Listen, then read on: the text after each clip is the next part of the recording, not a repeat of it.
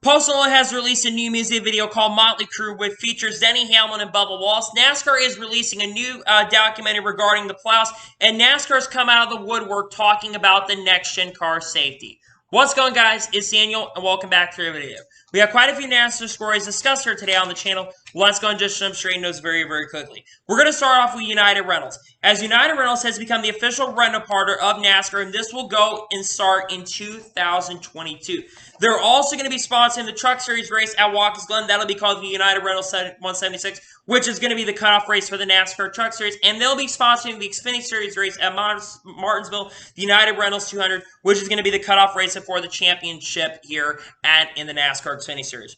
Really great to see the United Rentals step up the plate. We've been seeing them more in NASCAR. They've generally been sponsoring Austin Hill for like the last 5 or 6 years, even his time at Young's Motorsports and his time in the NASCAR Truck Series with Hattori Racing. They have been sponsored, so it's overall really excited to see the United Rentals is stepping up to the plate, and they are going to be sponsoring and become an official partner. That's really good to see for sure. And now we're going to go and jump on to the next story of today's episode, as we are talking about Kyle Strickler. As Kyle Strickler is going to be driving the number 20 for Young's Motorsports this weekend here at Knoxville. Originally, Spencer Boyd was supposed to drive the 20 truck, but they've made changes, and they are putting Kyle Strickler in the truck. To me, this is really, really awesome to see that Kyle Strickler is going to be in the truck once again. I think Kyle Strickler honestly has a really good shot of running really, really well. I know those Young's Motorsports trucks are not really good, but I think Knoxville is going to be a great equalizer. Dirt racing generally is a great equalizer, especially for some of these smaller teams. So I think he has a really good shot, I think, for a top 20 and having a lot of speed. He has some decent speed in the practice session for us, saw some top 15, top 20 speed. So to me, it's really cool to see if Tyler Strickler is going to run an event. There's a lot of dirt ringers that are running this event as well. You got Jake Griffin who's in the 34. He was really, really fast in the practice session. You got Jessica Friesen running the event. You got Brian Brown and Dottie Schatz. You have a lot of drivers that are running the event that are dirt ringers, and it's really cool to see that for sure. And I'm wishing the best for Kyle Strickler. The Tickler is racing. I'm really happy about that for sure. It was really exciting to see that yesterday they announced he's going to run, and I'm wishing the best luck to Kyle Strickler, and I'm really happy that he is running the NASCAR Truck Series event. Like I said, I think the goal overall for him should be a top 20. I think that'd be a really good goal, and this would help the 20 truck points. Consider that 20 truck has failed a lot of races with Spencer Boyd this year. I think it's really cool to see that Kyle Strickler is going to be running the Truck Series event. I'm really happy about that for sure. And now we're going to go ahead and jump on to the next story of today's episode, as we are talking about Rick Ware Racing. As Rick Ware Racing is going to be fielding a full-time Penny Series team for the 2021 season, and Andrew Ranger, who is a veteran and a champion of the Penny Series, is going to be the driver for the team. It was also announced at a time that Andrew Ranger is going to be racing in the NASCAR Xfinity Series race at New Hampshire in the number 17 for SS Greenland, because remember that 17 car has a partnership with Rick Ware Racing. It seems like Rick Ware is basically trying to get involved in every type of sport he can. He's got an IndyCar team. He's now got a Penny Series team. He's got an Xfinity Series team and a Cup Series team as well, and also Asian Le Mans Series and an IMSA team as well. Whether you like Rick Ware Racing or not, the fact that they are getting involved in other sports is really, really cool to see. And I think Andrew Ranger is definitely the perfect driver to get involved in the team. I just hope he has the right equipment. But if he has the right equipment, I think Andrew Ranger can honestly contend for the championship and go up against guys like DJ Kennington and Caden Lepovich and among other drivers and Donald Feach and among other drivers that are in that event. I'm really excited to see that they are going to there. And in regards to Andrew Ranger racing in the NASCAR Xfinity Series at New Hampshire, I think it's really cool to see that he's getting involved in racing Xfinity Series once again. It's been a little bit since he has raced in the Xfinity Series, in my knowledge. I know he has quite a few truck starts and some Xfinity Series starts on road courses, though. I don't know how much experience he does have in ovals when it comes to the Penny Series. I know they run quite a few ovals in the Penny Series, but it's been a little bit. But I'm really excited to see this for sure. I think the goal for him is to try to get as many wins, maybe some wins, if the Rick Ware cars are up to speed, and I think the goal for Andrew Ranger is to run as well. But I'm really excited to see that Rick Ware is getting involved in the Penny Series. And it's great to see. I think this is going to be the first Cup Series team in a long time. I think there's only been one other team that has got involved, and that was Go Fast Racing when Alex Abey drove for their team. So overall, really excited to see that Rick Ware is getting involved in the Penny Series, and I'm happy about this news for sure. We're going to jump on to the next story of today's episode, as we are talking about Marco Andretti. As on Wednesday during the SRX press conference, he said that he is very close to putting a deal to do some NASCAR Xfinity Series races here in the 2021 season. He didn't say exactly what team is going to be running, but he said he's been hoping to run this year in the NASCAR Xfinity Series. We've seen Marco Andretti retire from full-time IndyCar racing this past year. We've seen Marco Andretti trying out new things. He's currently running in the SRX full-time. I mean, he's been kind of decent so far in those races in the SRX. He's also been racing in some IMSA races. I believe he'll race at Watkins with his cousin, Jared Andretti. So I can tell you right now, if it is true, 100% confirmed that he will run those events, I'm really, really excited. Now, what teams could he potentially be running?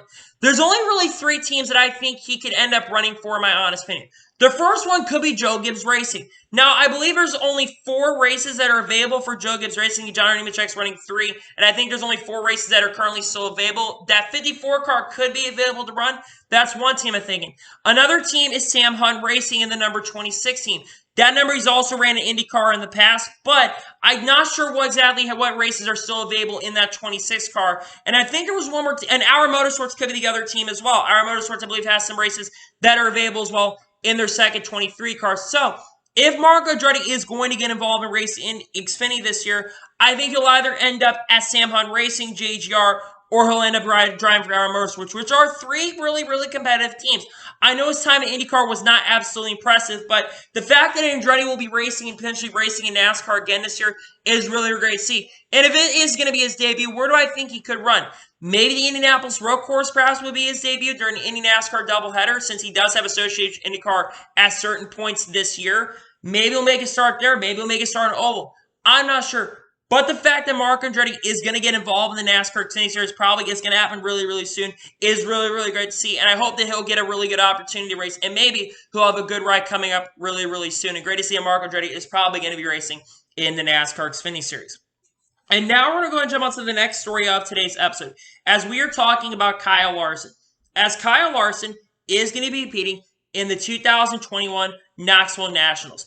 This is also going to be the 60th running of the Knoxville Nationals. The fact that Kyle Larson is competing in the Knoxville Nationals once again does not surprise me one bit, considering the Knoxville Nationals are is arguably the biggest sprinting car event out there. I know that you have the Chili Bowl Nationals, but that's a really, really big midget event. This is the biggest World of Outlaws events of the year, and if you want to compete in any of the World of Outlaws events, tons of NASCAR drivers tend to compete in the Knoxville Nationals. And to me, it's really awesome that Kyle Larson is going to be competing in the Knoxville Nationals once again. Now, what are my expectations for Kyle Larson?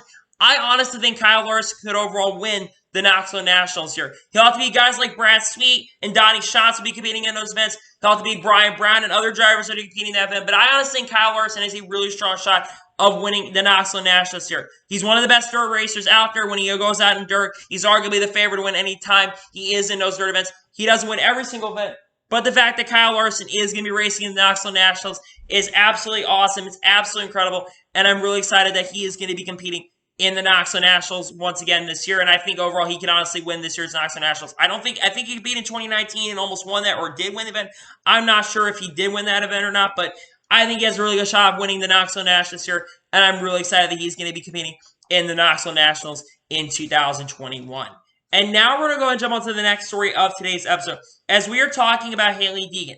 As Hailie Deegan has added another SRX event to her SRX schedule. Now remember, she was originally supposed to run only 2 SRX events. She ran the Knoxville race, and she was supposed to run at Slinger this weekend. But now, she has added another event, and she'll be racing at the Nashville Fairgrounds once again. Once again, it's really great to see that there's some young blood that is getting involved in racing in SRX. It was announced just a couple days ago that Chase Elliott was going to be competing in the SRX season finale as well against his father. And now you have Hailie Deegan, who I honestly think could surprise a lot of people and run really, really well. But there is a chance while the Hailie Deegan will end up only running 2 events here, because due to the weather issues that potentially could be playing this weekend, because there is a good chance that rain could affect not only today and a chance of the racing today, but it could affect tomorrow. If the race does get postponed for the Truck Series event, she will not run the Slinger race unless, of course, it does get canceled again for tomorrow.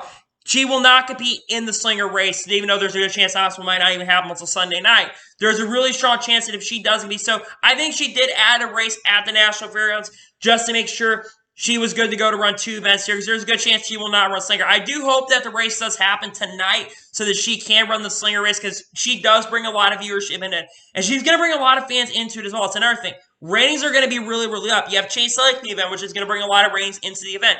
But Hailie Deegan also has a ton of fans. Look at her social medias, look at everything else. She's also going to bring a lot of younger viewership into sport once again for the season finale. And I think that National Fairgrounds is going to have a lot of viewership. I would not be shocked if we get into that 2 to potentially 3 million viewership, especially with it being on main CBS. I would not be shocked if we have a lot more people tuning in because you have two of the most popular people on social media and two of the most popular people in the sport right now going into the SRX. I'm really happy that she is going to be raced once again. I'm really happy about that for sure. And I think she will be very, very competitive in that event as well. Really great news for sure that she'll be competing in the event. And now we're going to go and jump on to the next story of today's episode. As we are talking about Post Malone. A couple days ago, we talked about the fact that there was going to be a new music video that was going to be coming out that was Post Malone called Motley Crue. And two drivers were going to be in it. Bubba Wallace, who drives for 2311 Racing, and his owner, Denny Hamlin, who is the co-owners of that team at 2311 Racing. Now, I want to talk about the music video really quick. I'll be honest with you, I think the song is okay, to be honest with you. It's not the best Post Malone song I've ever heard. I do like Post Malone's music a lot. This is not my favorite Post Malone song I have ever heard. But the shots that Cole Bennett, who I think is one of the best directors, music director for music video directors in the game, really great to see that. He did a great job on the video once again. He's directed videos for Juice WRLD. He's directed videos for Little Baby. He's directed videos for Jack Harlow, some of the biggest rappers currently in the game at the moment. And I think he honestly should be working with like Universal or something, but he also works for Lyrical Lemonade, which he directs a lot of incredible music videos that I've seen in the past from some of the biggest rappers in the game. And this music video was absolutely incredible. And also, I believe that Tommy Lee was in that video as well.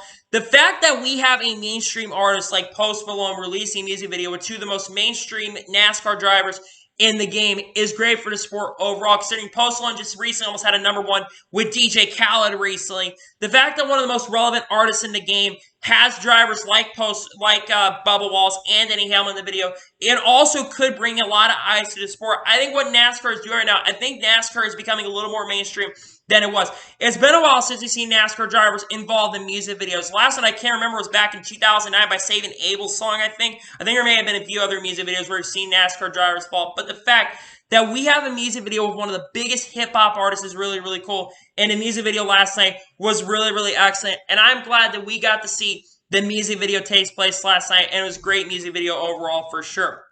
And now we're going to jump on to the next major story of today's episode, as we are talking about Race for the Championship. It was reported yesterday by Adam Stern that NASCAR struck a deal with NBC Universal and USA Network to greenlight a new docu-series revolving around this year's Cup Series Plus. The series will call Race for the Championship, and it will be stretched over 8 episodes on USA Network, and it will debut in the 2022 season.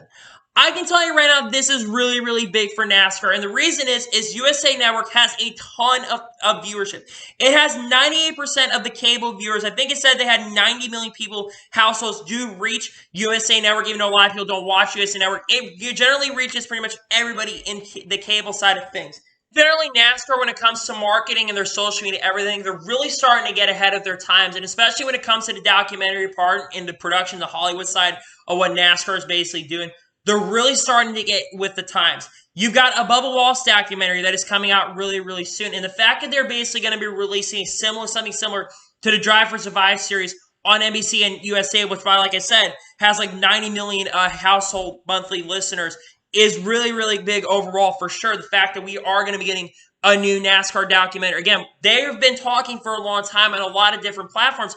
They've been really, really talking for a while that they basically have been working on like 10 to 20 different style documentaries. This is the second one that's been announced. I'm not sure when the Bubba Wallace one is supposed to debut. They did say that Netflix is developing that. And we've been seeing TV crew stuff around Bubba Wallace at a lot of these races, basically to developing that over the course of the season. So that's really great news for sure. And great to see that at least we're starting to get ahead of the times on the marketing side of things. I look at the social media side of things and the YouTube channel, what they've been doing, and the fact that we're starting to get more up to date with the times when it comes to, what is good for marketing, because documentaries can bring a lot of people in. You look at viewership for a lot of documentaries, especially for those on Netflix and on other companies as well, including like other like podcasts and all that stuff. The fact that we're continuing to see more these documentaries starting to come out, which is, again, look at the Drive for Survive series on F1.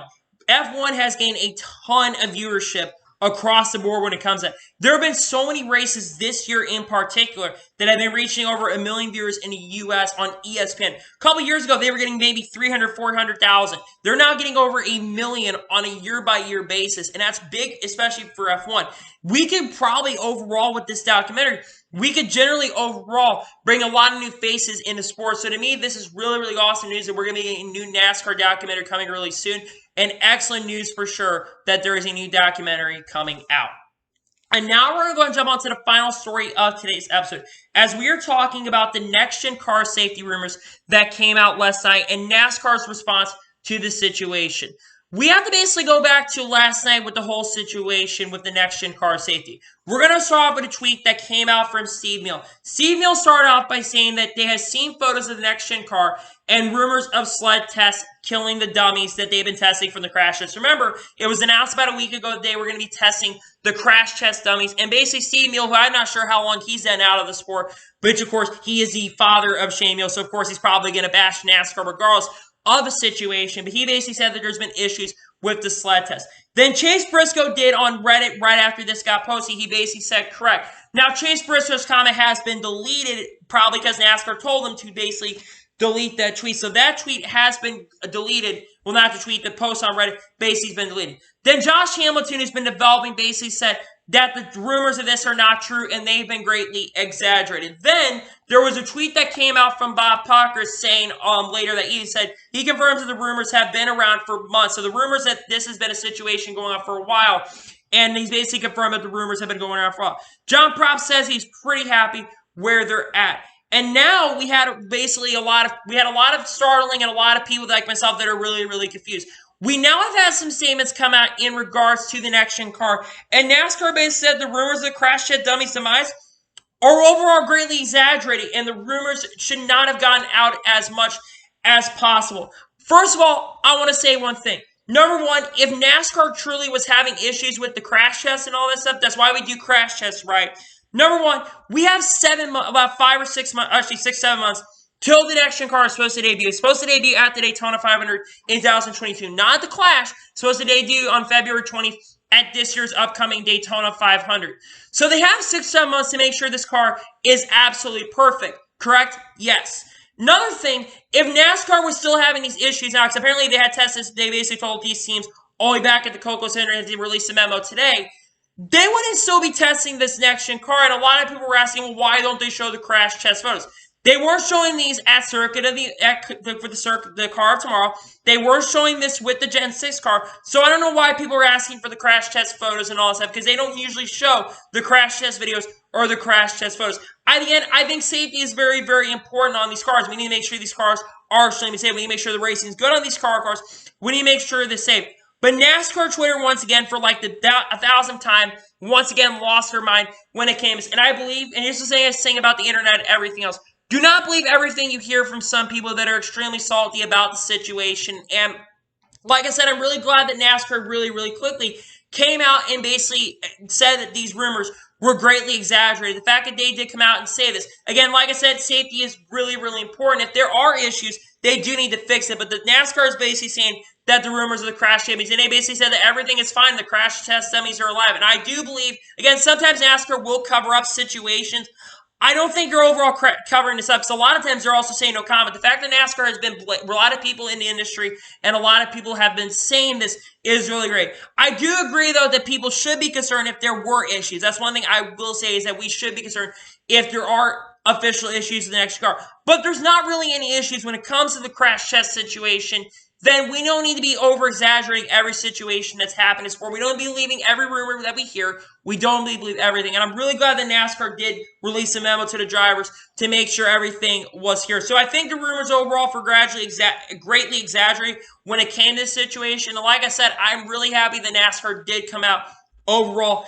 And they did basically say the rumors were ridiculous and they should never have come out and gotten this far. You have people that are overall going to bash this next-gen car. And again, it was until now, I was like, NASCAR needs to get out on this really, really quickly, because this is going to ruin the potential of the help of the next-gen car. The fact now that NASCAR came out as quick as they did within a day, is great news overall for sure. And I'm glad they did overall deny these rumors overall. And people need to stop exaggerating everything they see on Twitter, everything they see on Facebook, everything they see on Instagram. You cannot believe everything you see unless it's 100% true source. Do not believe everything you see. So, anyway, that is going to be today's NASCAR news video. I want to thank you guys for watching. Please subscribe to the channel to get notified when a video does go live on my channel.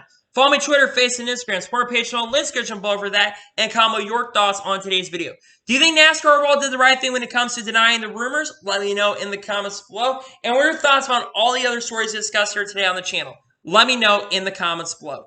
Anyway, like I said, I want to thank you guys for watching today's video, and I'll see you guys next time for some more great, awesome NASCAR content. Take care, everybody.